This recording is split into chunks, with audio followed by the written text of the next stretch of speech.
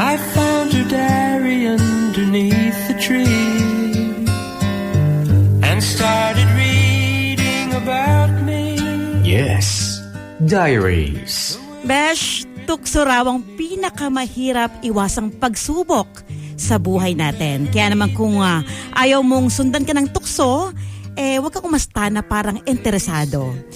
Good evening sa'yo, Bes. Kasama mo na nga DJ Karen para sa programang Yes, Diaries. Kaya naman kung relate ka dito, talaga namang matutukso ka. Nasamahan ako hanggang 12 midnight dahil tungkol sa iyong hugot na maririnig mo.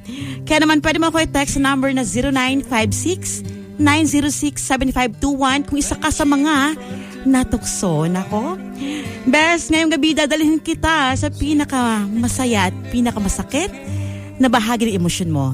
Kasama mo na nga DJ Karen, ang babaeng pwedeng hugutan pero hindi mo pwedeng baunan.